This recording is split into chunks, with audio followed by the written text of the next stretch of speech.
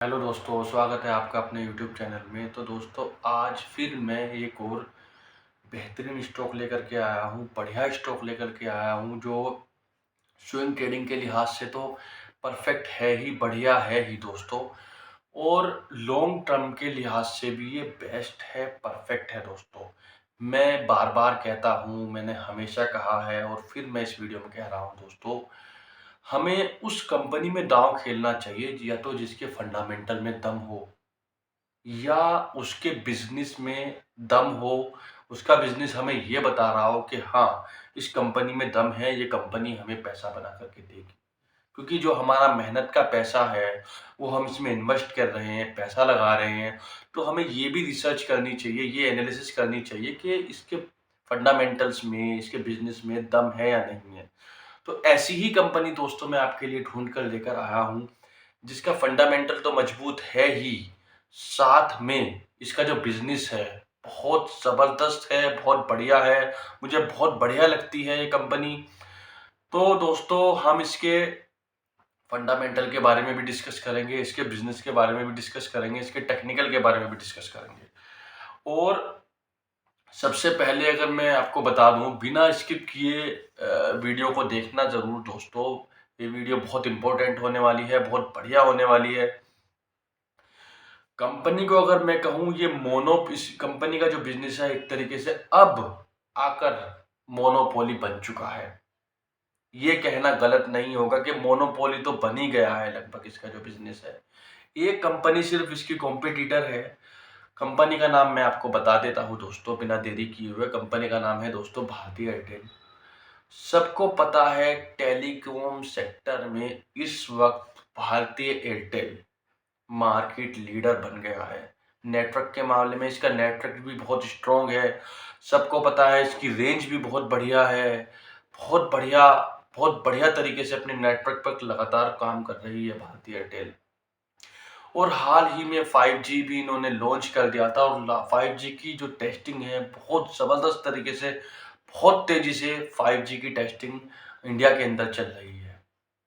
सबसे पहले हम इसके बिजनेस के बारे में बात कर लेते हैं, सेकंड हम इसके फंडामेंटल के बारे में बात करेंगे, थर्ड हम इसके टेक्निकल के बारे में बात करेंगे और एक डिसीजन लेने की कोशिश करेंगे कि हम इसके अंदर अभी क्या करना चाहिए।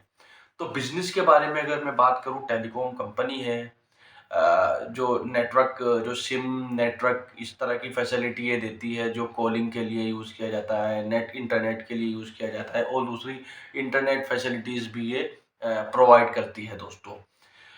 तो इसके कॉम्पिटिटर की अगर मैं बात करूँ, जियो, मुकेश अंबानी का जो जियो है वो इसका कॉम्पिटिटर है। इसके अलावा वोडाफोन आइडिया था, सबको पता है वोडाफोन आइडिया की इतनी ज़्यादा हालत ख़राब है, लगातार लाखों कस्टमर, कई लाख कस्टमर वोडाफोन आइडिया हर महीने अपने खो रहे हैं। और जो वो कस्टमर हैं सबसे ज़्यादा भारतीय एयरटेल की तरफ मूव कर रहे हैं, क्योंकि इसका नेटवर्क बढ़िया है।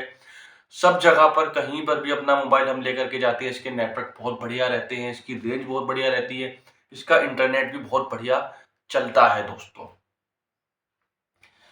और 5G टेक्नोलॉजी अब आई, उसके अगर मैं बात कहूँ, बताऊँ आपको, कुछ सालों के बाद, 1 साल, 2 साल, 3 साल के बाद 6G भी आएगी। 6G जो टेक्नोलॉजी होगी, नई जनरेशन होगी, 6th जनरेशन, उसको भी लॉन्च किया जाएगा, टेस्टिंग होगी।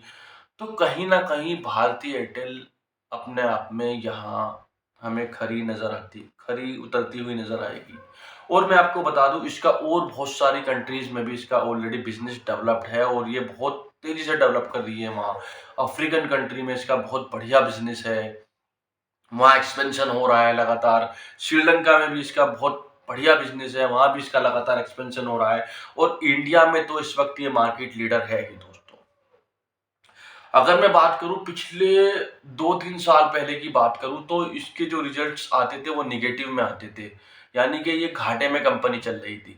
बट अब लगभग 1 डेढ़ साल से 2 साल से अगर आप इसकी बैलेंस शीट को देखोगे, इसके क्वार्टरली रिजल्ट को देखोगे, लगातार पॉजिटिव रिजल्ट इसके आ रहे हैं, क्वार्टरली रिजल्ट पॉजिटिव आ रहे हैं। अपने जो इसकी बैलेंस शीट है वो हेल्दी हो रही है, अच्छा काम कर रही है कंपनी, इसके प्रमोटर्स अच्छा काम कर रहे हैं, मैनेजमेंट अच्छा काम कर रहा है, इसका मैनेजमेंट बहुत बढ़िया है। जो इतने पॉजिटिवली इस कंपनी को एक्सपेंशन करने के लिए, प्रॉफिट में लगातार ले जाने के लिए, प्रॉफिट बढ़ाने के लिए लगातार काम कर रहा है दोस्तों। तो ये तो था बिजनेस दोस्तों शॉर्ट में। अब हम इसका फंडामेंटल्स डिस्कस कर लेते हैं दोस्तों। अगर मैं फंडामेंटल की बात करूँ, लगभग 6 लाख करोड़ की ये कंपनी है, यानी कि लार्ज कैप कंपनी है, एक बड़ी कंपनी है। और टेलीकॉम सेक्टर में तो जैसा कि मैंने बताया, एक ये मोनोपोली कंपनी बन चुकी है इंडिया की इस वक्त। और दूसरी इंडिया से बाहर भी इसका बिजनेस है, सेम नेटवर्क टेलीकॉम सेक्टर में ही दोस्तों। तो अगर मैं मार्केट कैपिटल तो 6 लाख करोड़ का है इसका। अगर मैं इसके पी वैल्यूएशन की बात करूँ, पी वैल्यूएशन 54 का है। बट इस कंपनी के हिसाब से पी वैल्यूएशन मुझे बहुत बढ़िया, बहुत अच्छा नज़र आता है। ना तो ज़्यादा महंगा है, अगर सस्ता, अगर आप ये कहेंगे कि ये तो सस्ता ही नहीं है, नहीं, ऐसा नहीं है, ऐसा नहीं कहा जा सकता। अगर 54 इसका पीई है तो ये हमें महंगे वैल्यूएशन पर मिल रही है। हमें इसकी बैलेंस शीट देखनी होती है, क्वार्टरली रिजल्ट देखना होता है, आरओई आरओसी देखना होता है, और बहुत सारी चीज़ें देखनी होती है। अभी बिजनेस में इसका क्या चल रहा है, क्या होने वाला है आगे, तो ये सारी चीज़ें हमें देखनी होती है, तब जाकर कहीं हमें पी वैल्यूएशन के ऊपर डिसीजन लेना होता है दोस्तों। तो पी वैल्यूएशन के हिसाब से कंपनी परफेक्ट है दोस्तों। अगर मैं आरओई और आरओसी की बात करूँ, आरओसी और आरओई दोनों 12-12 हैं। इससे पहले अगर 2-3 साल पहले की अगर मैं बात करूँ, ये भी इतना कोई खास आरओसी आरओई नहीं था। बट इसके मैनेजमेंट में बढ़िया काम किया है, परफेक्ट काम किया है, पॉजिटिव में है। आरओसी आरओई 12-12 है दोनों, और आगे लगातार बढ़ने वाला है दोस्तों। अगर मैं एफआईआईज और डीआईआईज की हिस्सेदारी की बात करूं, एफआईआईज और डीआईआईज दोनों की हिस्सेदारी इसमें लगभग 40% बैठती है दोस्तों। यानी एफआईआईज डीआईआईज ने एक बहुत बड़ा स्टेक इसके अंदर बनाकर रखा हुआ है। इतनी बड़ी हिस्सेदारी उन्होंने बना ली है क्योंकि उनको पता है दोस्तों, एफआईआईज और डीआईआईज को, कि ये जो कंपनी है ये लगातार बढ़ने वाली है, आगे बढ़ेगी, इसका शेयर का प्राइस लगातार बढ़ता रहेगा दोस्तों।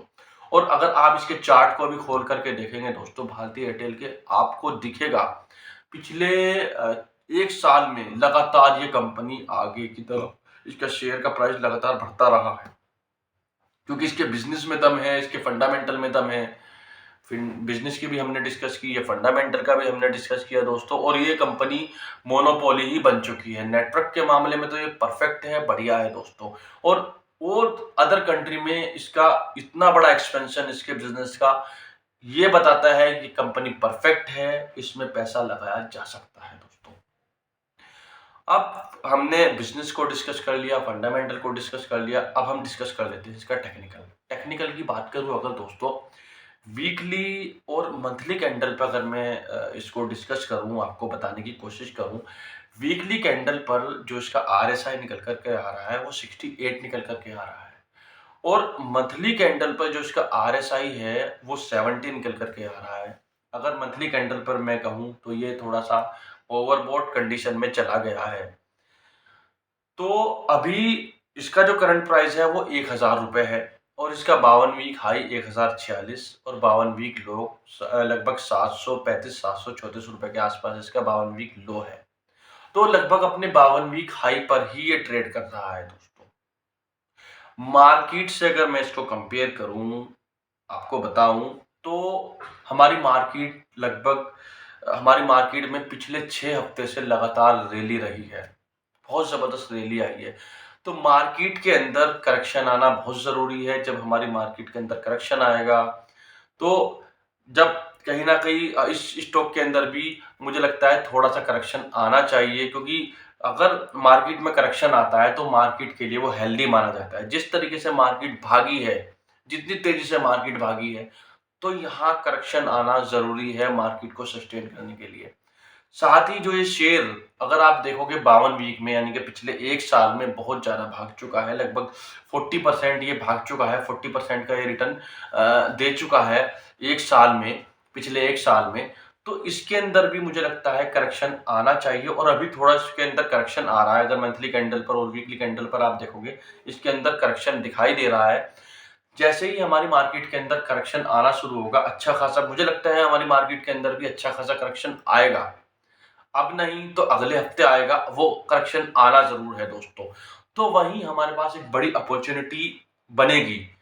बट मैं ये कहूँगा दोस्तों, जो बड़ी कंपनी होती है, बढ़िया कंपनी होती है, जिनका बिजनेस बढ़िया है, बिजनेस मॉडल बढ़िया है, फंडामेंटल रूप से वो बहुत बढ़िया है, स्ट्रोंग है, जब मार्केट के अंदर करेक्शन आता है वो गिरते ज़रूर हैं, बट अपने एक लेवल को सस्टेन कर लेते हैं। उनका एक रेजिस्टेंस बन जाता है, स्ट्रोंग रेजिस्टेंस।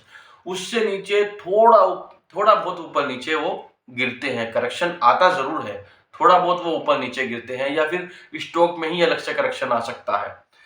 अब इसके अंदर जैसे करेक्शन आ रहा है तो हमें करना क्या चाहिए? हमें थोड़ी-थोड़ी क्वांटिटी में इसके अंदर फ्रेश बाइंग करनी चाहिए।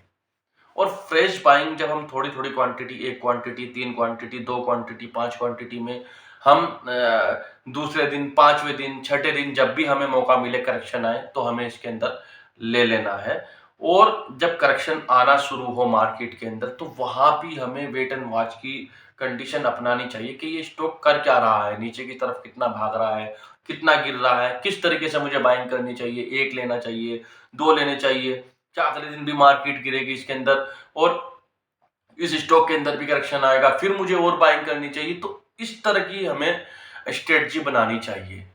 तो उसके बाद होगा क्या दोस्तों, जब मार्केट उठनी शुरू होगी, करेक्शन मार्केट के अंदर खत्म हो जाएगा, क्योंकि मार्केट के अंदर करेक्शन खत्म होना भी जरूरी होता है, खत्म होता ही है और हो ही जाता है करेक्शन आने के बाद, क्योंकि वो हेल्दी माना जाता है। जब मार्केट ऊपर की तरफ भागने लगती है तो जो हेल्दी स्टॉक्स होते हैं, बढ़िया स्टॉक्स होते हैं, तो वो भी अपना मूवमेंट दिखाने लगते हैं दोस्तों। तो इस तरीके से अगर ये स्ट्रेटजी हम अपनाएं तो यहाँ से अच्छा खासा पैसा बनाया जा सकता है दोस्तों। हालांकि अगर मैं इसके चार्ट की बात करूं, पिछले काफी समय से, पिछले 6 महीने का चार्ट बेसिकली हमें देखना चाहिए। पिछले 6 महीने में या तो वो बहुत ज्यादा भागा ना हो या उसके अंदर लगातार गिरावट ना आ रही हो। हालांकि ये पिछले 6 महीने से लगातार भाग ही रहा है। पिछले 6 महीने का अगर आप चार्ट देखोगे मंथली कैंडल लगाकर, तो ये भाग ही रहा है। बट मैं ये कहूंगा अभी इसके अंदर करेक्शन आना शुरू हुआ है वीकली और मंथली कैंडल पर। अगर आप देखोगे तो यहाँ थोड़ी-थोड़ी बाइंग करके हमें ये स्ट्रेटजी हम अपना सकते हैं। मार्केट गिरेगी, मार्केट के अंदर करेक्शन आएगा, थोड़ी-थोड़ी फ्रेश बाइंग हम इसके अंदर करेंगे और कम से कम हमारा जो नज़रिया है 1 महीने से लेकर 3 महीने का पहला नज़रिया हमारा होना चाहिए। पहला टारगेट हम उसमें सेट कर सकते हैं। फिर अगला जो है हमारा 3 महीने से लेकर 6 महीने तक, फिर 6 महीने से लेकर 1 साल तक। और जो लॉन्ग टर्म के, ये तो हो स्विंग ट्रेडर्स के लिए हो गया, जो 1 साल तक वेट कर सकते हैं, 3 से 6 महीने, 6 से 1 साल। और उसके अलावा जो लॉन्ग टर्म वाले हैं, लॉन्ग टर्म वालों के लिए तो ये बेस्ट स्टॉक है ही दोस्तों। इसमें पैसा बनेगा ही बनेगा दोस्तों। तो दोस्तों मेरी वीडियो यहीं तक थी। अगर मेरी वीडियो आपको अच्छी लगी है तो अपने दोस्तों को शेयर कीजिए, अपनी फैमिली को शेयर कीजिए, ज़्यादा से ज़्यादा लोगों को शेयर कीजिए, ताकि ज़्यादा से ज़्यादा लोग इसका फ़ायदा उठा सकें।